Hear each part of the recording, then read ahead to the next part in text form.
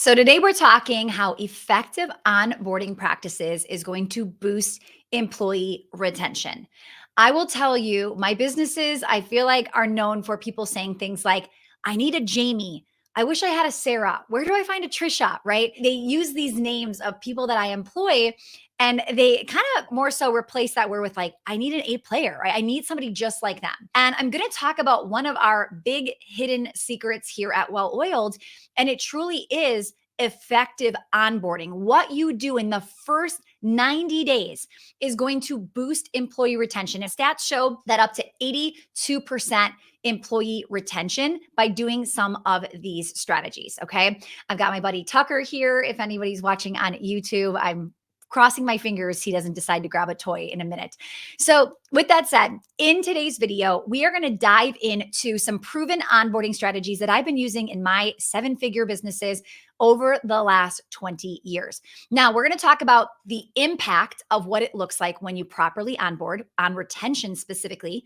We're going to talk about key components of effective onboarding, what makes good onboarding and what doesn't, and then innovative onboarding practices to make you stand out. Because they might get buyer's remorse, right? When they come into your company, they might decide, you know what, maybe this was a bad idea. Maybe I should have taken the other offer that was a little bit less money, right? And they may decide to go someplace else. So we've got to make sure in the first 90 days, you have the best first impression. Then we're going to wrap it up with common onboarding mistakes. So let's first dive into what is the impact of onboarding on retention. Now, before I get into that, I want to talk about what I typically see onboarding look like. I see a busy small business owner working round the clock, and now they have to give time and energy to the new person they just hired that they desperately need, but they don't have the time. That's why they onboarded them, right? Or why they hired them. And we have to really understand what you put in is what you're going to get out. And if you are not experiencing a great employee who's ramped up and onboarded and just crushing, the question is, what did you put into them in the first 90 days? So, onboarding is a process of integrating that new employee into your organization. There should be metrics we are looking for at the 30-day, 60-day, 90-day mark. We're going to talk about all of that. We've got to make sure that they're getting the tools they need, the information they need, and the support they need to truly become a productive member of the team. Now, what's crazy, and I see this all the time at Well Oiled, is business owners have this high expectation that your new team member should be performing and performing fast, yet they aren't giving them the support they need, the tools they need to make that happen. And we've got to change that if we want them to stay and thrive in our organization. So the critical role in the employee life cycle, number one, retention. Okay. Why do I care so much about retention? Well, first of all, if my employees stay, I don't have to spend more time onboarding the next person to replace them, right? The last time I have to spend hiring, interviewing, training, onboarding, a happier business owner. Am I right? So trust me, you want to retain. It also is going to help you with the cost, right? It's expensive. It's very, very expensive to have to keep rehiring somebody new. Number two, engagement. So why do I care about engagement? Well, what is engagement? Well, engagement is when they start making connections with colleagues, the managers, right? Making new hires feel valued and engaged from the start. So, did you know that people are less likely to quit a job if they have just one friend at work? One friend makes people want to stay. So, if I can help get my team engaged early on and make that friend, it's going to help retain. And then number three, and this is a big one, I think the one you most usually want is performance. So proper onboarding sets clear expectations and goals, right? It helps equip them to win at work, right? It gives them the necessary resources they need to perform the role efficiently, like how you were hoping originally. It also is going to help retention boost, right? So an effective onboarding process will increase the retention rate over and over and over again. You're going to see it. It's their first impression, right? So if you give this new team member a great first impression, they may overlook a few things down the way, right? If you give them not so great of a first impression, everything you do from now on is another red flag, right? Giving them the opportunity to possibly quit. If I was in a room right now live and I would say, okay, who here has experienced somebody that they thought was an amazing A player, they hired them and they quit really, really fast. Okay. Here's what's crazy. You're going to hear people, the room is going to shout out that they've quit before they even started. Literally, they didn't even make it to day one. People will say, I've had people quit on day one, day 7, day 30. It happens. And what a waste of your time and your money, right? Your resources just down the drain. Okay. So company satisfaction, only 12% of employees believe their company provides a satisfactory onboarding process. Wow. Right. And I'm not surprised. I mean, we coach on how to onboard people, and the lack of systems of our customers when they come in that they don't have it. They're not doing any of this stuff. I'm not surprised. Okay. Let's dive in to key components for effective onboarding. What does it look like? What should we be doing? Okay. So, number one, I would say is an orientation. Okay. I am not going to lie. I used to onboard people and they would just jump into a team meeting or they would just jump into their first day of work and they didn't even know what we did. Right. It just felt so fast. So now a big thing that I do with everybody is a private orientation. Now, I just said I do with everybody, but I would say the manager does with each person individually. So I don't even have the time to, I mean, we hire so often, I wouldn't be able to do that. But if you're smaller or you're just getting started, you would probably want to start this. Eventually, your managers would take this over. What do I do on an orientation? Well, I give an intro to company culture. What is it like to work here? Who are they about to meet? What are those people like? Clarification of expectations. I'm going over things like what's the dress code? What we expect of you?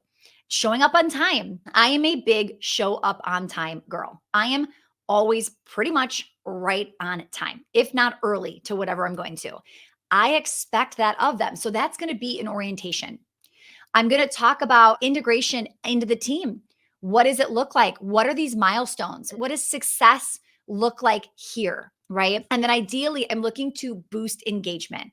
I'm trying to figure out where do they go next? How do I get them engaged, maybe in our Slack channel or hook them up with another team member that I want them to get to know and get to meet and things like that? The more engaged they are in your culture, your community, your company, the better off they're going to be. So that's huge. Virtual, in person. I know this is going to be a question, so let's talk about it. So first, I have a brick and mortar business. I have 3 locations, physical locations, and I have an online remote company. I am not opposed to virtual orientations in either circumstance, right? Virtual, a remote business, that's pretty much going to be your option. But you do not have to think, oh, my orientation must be in person, okay? If they're working in person 99% of the time anyway, could you do it digitally? Absolutely. So you could do a welcome session. You could, even if the owner doesn't have time to do these orientations, you could jump on once a week and get to know the new hires in a 15-minute, little Zoom call, right? You could be sharing your story, your company values, your mission. You could be going over things like that, your company story. I actually tell people when they come into Well Oiled, I share my backyard story of where it started. And I go deeper, probably, I would say even deeper than what I share with clients. And it's not that there's a reason I do that other than I have limited time with clients. If I just run on a rant with my story for 30 minutes, you're going to check out and you're going to be out of here, right? I can spend a little bit more time going deep on what I struggled with and why this didn't work out this way. And then I learned this from it. And that's why we help teach, right? XYZ. So things like that are really, really important. Okay. Another thing to be utilizing is digital resources. Okay. If you have a manual that is physical and at the front desk, right? I encourage you to get that in a Google Doc, something digital for your employee handbook, their training materials, company policies.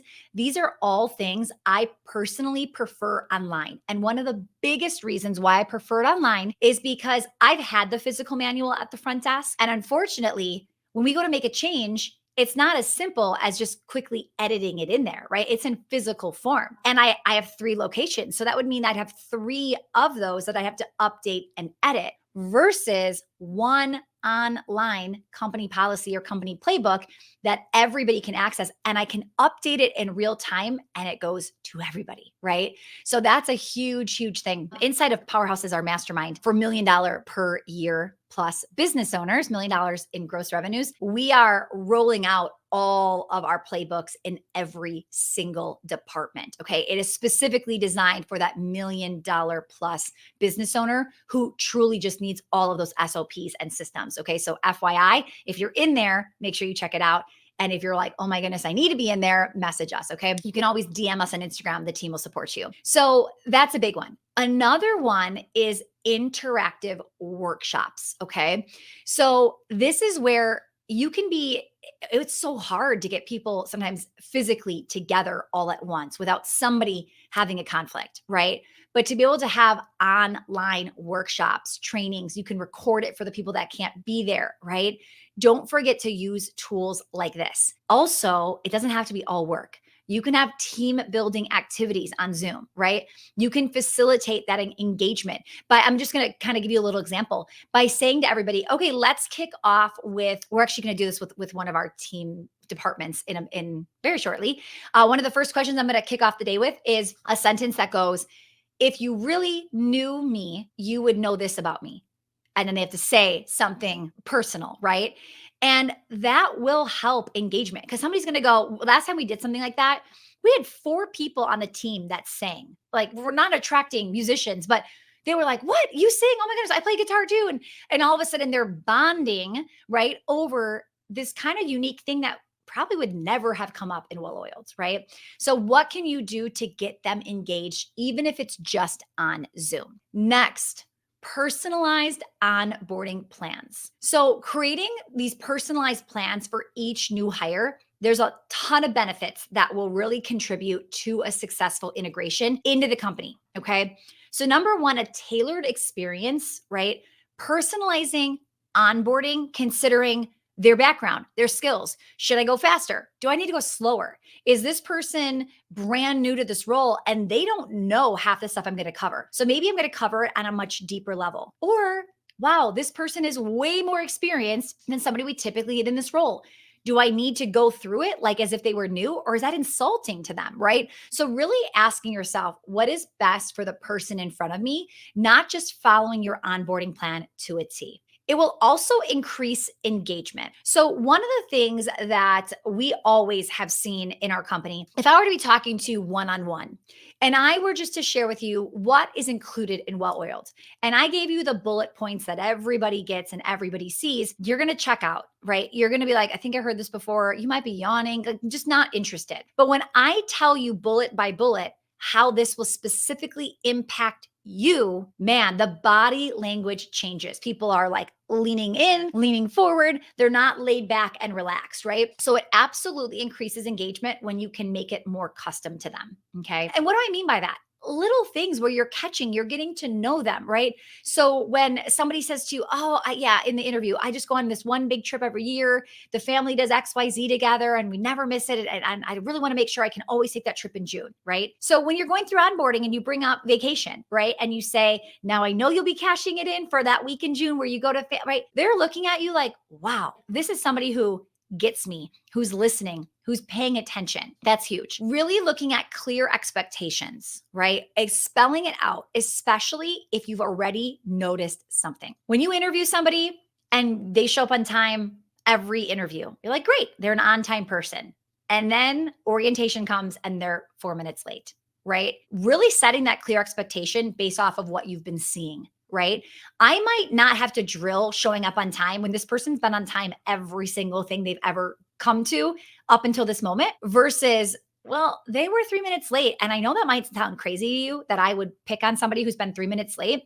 But when we have a team call and I'm paying 9 people to wait 3 minutes, I am paying for 27 minutes of like wasted space. So when I say we start at 9, we start at 9. And I need people to know that, right? So clear expectations, you're going to drill certain things a little bit different depending on who's in front of you, right? And that will lead to faster integration. When you can do it, call it out. It will also help with your retention and the employee satisfaction. Now, a huge part of this is getting your employees integrated to company culture. And you want this done as fast as possible. Okay. It is crucial for their success, right? So, here are a few strategies to help get somebody integrated to that culture. Number one, mentorship programs. So, you could assign, I don't know if you've ever done this, but I grew up in the dance world. And when I joined the dance team, I had a big sister. Okay. And my big sister was the person I could go to, whatever I needed. She also had like a weekly extra call or weekly extra practice where I would go with her and she would work on whatever I needed. It was scary. I made the varsity team as a freshman, right? I was one of three freshmen and it was scary. But having this one person, my big sister, right? Even calling her that felt like, okay, I've got somebody that I can ask questions to, right? How can you give a role like this to somebody in your company, right? Actually assigning an experienced employee as a mentor to the new hire.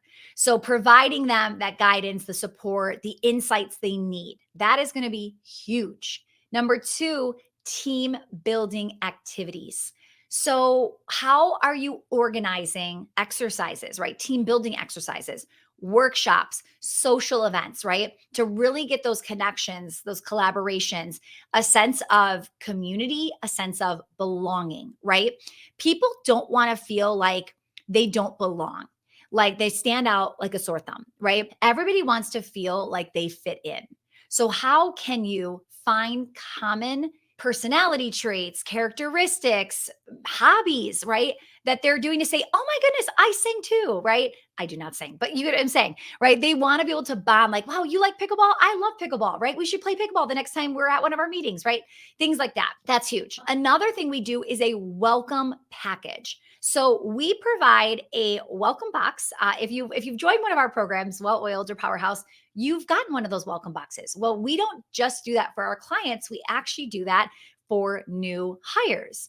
And one of the things that we do when they first join the team is they fill out a get to know you form and they tell us what they like and their favorite colors, favorite candy, favorite, all the things, right? And then they don't know that we use that information and immediately send them a welcome to the team box. And in there, it's already like, wow, okay, they sent me something cool. But when they open it, it's like, wow, these are my favorite things. Like these are my favorite colors. I said I liked Starbucks and there's a Starbucks gift card in there, right? Or a Starbucks cup or whatever it is. So that is a really, really great first impression that we have gotten. I mean, immediately people are messaging me, oh my goodness, Stacey, thank you so much. This was so nice of you. I've never gotten anything like that. Okay. That is huge. Really helps people feel valued. Does it make a difference if I were to customize it like I'm doing? Or I just send everybody a $5 Starbucks gift card or something generic, right? Trust me when I say it makes a massive, massive difference that it is custom to them. It is just another little cherry on top. So I don't want to say get lazy there, but I really would put in the extra time and energy because I think it goes a long way. Next, pre-onboarding, right? Activities. So if their official start date is Monday, April 1st, right? The question is, what can you have them do or commit to before the actual date? And that could be simply just like a nice welcome email. Maybe that box comes before they even start, right? Now, some of you might be thinking, but I kind of want to see if they're really starting. But those things done ahead of time could get them more committed to you and think, I'm definitely starting. So, have I ever sent out a welcome box and somebody doesn't actually join? Yes. You guys, these boxes might cost me $20, like not a big deal. And I honestly can't even think of somebody that did it. I'm sure there was somebody, but I can't even think. That's how very few times it has happened. So whether it's a get to know you call before they get started or orientation is specifically put a few days before, whatever it is, maybe you send online resources or you give them things to watch if they choose, right? These are things that you could do. And then the last piece is culture identification. So, really communicating the core values, principles, expectations. And I don't just say, okay, so one of our values is powerhouse mindset. And then I assume they know what it means. No, no, no. I'll say one of our values is powerhouse mindset. And it's honestly one of the biggest things our company gets called out for, because individuals, like, we just really hire powerhouses, and that's who they are. That's how they show up. And what it means to have a powerhouse mindset is a few things, right? Powerhouses, they're resourceful, right? They don't just ask a question or go to their manager and like bombard them with certain things, right? They are resourceful. If they can Google that answer, if they can YouTube it, right? If they can figure that out on their own, like, that is huge. Another way of being a powerhouse, right, is being a team player. We are not here to individually serve ourselves. So being a team player is a really, really big way to do that. And here's an example of what Trisha did last week that showed off her being a team player. And I'm not just saying it, I'm showing it. I'm giving examples, right? I'm shouting out other people that have done it. Now let's dive into innovative onboarding practices. So, just like we want to wow our clients, right? New people that are just buying from us for the first time, we want to wow people we are onboarding, right? So, most people you hire have come from another job, right? It's going to be rare that this person, that you're their first job, right? Most people will probably have already had another job. So, the idea behind this is to really make sure that they feel so supportive and already they're comparing you, right? We want them to compare our experience, the kickoff, with where they just were. And we want them to go, wow, this was an upgrade. I am so excited that I am working here and that I didn't leave the other place, right? You do not want them thinking, oh, did I make a mistake? Should I not have left? Should I reach back out? I mean, the boss did say if for any reason I wanted to come back, right? So you really want to make sure that you are innovating in this first 90 days and you are really wowing them as how we teach people to wow their customers and clients. Okay. Now, technology is going to play a big part of this, right? Really utilizing it to your advantage. I'm actually currently onboarding somebody this week into our company. And I've met with them daily for 30 minutes, every single day for 30 minutes. And that is all that I've met them for. And I was thinking about this. This is a really big position and there's a lot to go over. But I have so much systematized. I have so many videos. I have like amazing playbooks. She has so much to do for the rest of her 7.5 hours. She doesn't need to meet with me any more than that. And I will tell you that people like that, especially somebody who's in a leader role. They don't want to be micromanaged all day long. And I wouldn't be able to do what I'm doing if I wasn't using technology and e learning. So, really, really think about that, right? And if you're ever really overwhelmed with what onboarding is going to take you, you're doing it wrong. Onboarding should not be this like for an entire week, you're just completely, ruining your to-do list because you've got somebody else, right? I have my morning call in like 30 minutes in the morning and I go, okay, what did you get through yesterday? Where are you struggling? Where do you need support? What questions do you have? And then I answer them, right? And she's like, oh, okay, got it. Great. Okay, cool. And then from there, we set up what is she going to do today? And then I get to go off and do my own stuff that I have to do, just like you do, right? And she still feels supportive. Okay. So supported. So that is really, really important. So, number one, accessibility is a big, big reason we do e learning platforms. Okay. They can access it anytime, anywhere, right? It's flexible, it's accommodating for different learning styles.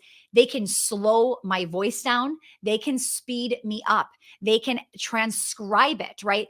Some people might go, and it's recorded, so they could go back. So even when I do those 30-minute calls with our new hire every morning, she's a leader, which is why I specifically am doing it. I'm recording those calls and she has access to those calls.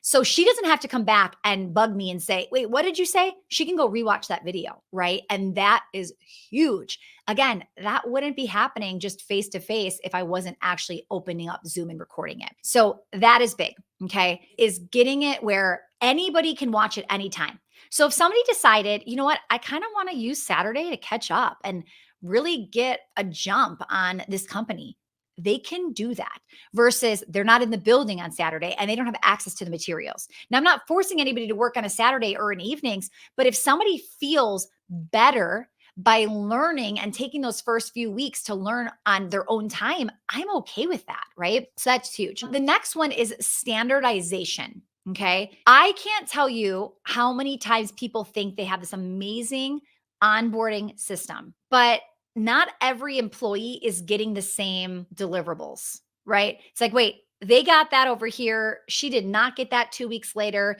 Then we started doing it again with the next hire.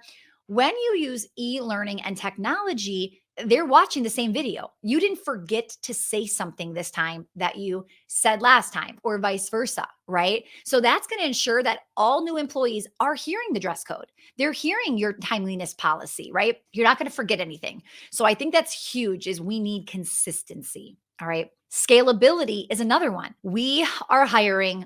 Oh my goodness. It feels like every week there is a new person joining the team. And with e learning, we can do that and scale without holding back the managers that now need to train, right? So we can bring people on very, very fast. We could bring on 10 new employees next week and be able to handle it, right? So the scalability factor is going to be massive for you. There's also cost effectiveness, right? It is reducing training cost. We had somebody, she was onboarding 2 new employees a month. That was her average for like the last 6 months, is 2 people came on every single month. And she realized with this process, what we were teaching her, she cut down 18 hours of manual training that she was doing, okay, that she now isn't. So she immediately got 18 hours a month back. And scalability wise, if she hires, eventually she's going to hire 3 a month and then 4 a month, right? And it's just going to be more and more.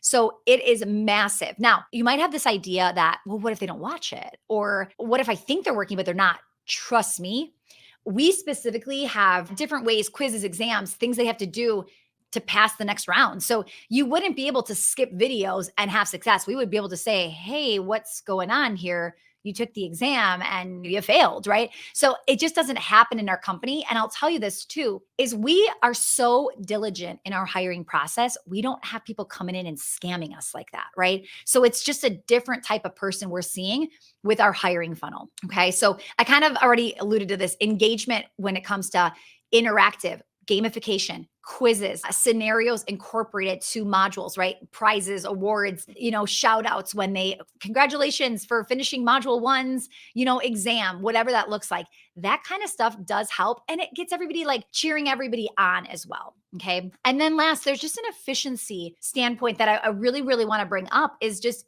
it enables you to get that information in a reduced time frame, which makes them speed up and perform at a higher level. People are always asking me, how do you get them performing so quickly, right? And it's our onboarding process and it's how efficient. Now, I do have to say this because a lot of people, it's like a hidden thing you don't see, but there are many people that don't pass onboarding, okay? So I always tell our clients this because they're like, your coaches are so good. How do you get them so good? Like they think I've got this like magic bullet here, right? And what they're not seeing are the coaches that never got released from onboarding that aren't here. So you're seeing the cream of the crop. You're seeing the people that passed those exams, that were coachable, right? That took that feedback. You are not seeing the people we could not get onboarded. Now, that's not a bad thing. It's going to happen, right? We're not always, you guys, we interview maybe 3 interviews, 30 minutes, 45, an hour. Do I know these people so super well after the 3rd round of interviews? No, I have a good feeling, but I don't really know until you get in here. And then we find out, are you as good as you said you were, right? These are things to really be considering. All right, I'm going to pause us here. We're actually going to be turning this into a part 1 and part 2 on the Well-Oiled Operations podcast. So next week, you can listen to the rest of the episode. We're going to be talking about measuring the success of your onboarding program, because here's what I hear all the time. People say things like, wait, I tried this. It didn't work. I already hired and yeah, it didn't turn out that great. And a lot of it is just, this is going to sound harsh, but I'm saying it out of some tough love here. It's just, you're doing it wrong, right? And it's okay. You didn't know how to do it. Maybe you've never done this before. And I didn't come from all these other jobs. I just started my business. So I didn't know some of this either. And when I started to uncover and learn from mentors and peers and hear what they were doing, right, experiencing just 20 some years of onboarding people, I started to realize, wow, some of this works and some of this doesn't. And we've really, really enhanced it. So we're going to talk about that. We're going to talk about common pitfalls to avoid. So all of this is coming up in next episode. So here's what I would love for you to do. Comment below with your experiences or tips related to onboarding and retention. And if you could like and share this video, if you haven't subscribed already, for more content where I'm going to be talking about employee performance, their engagement, their retention. If you like this video, there is so many more coming your way. Thanks for listening.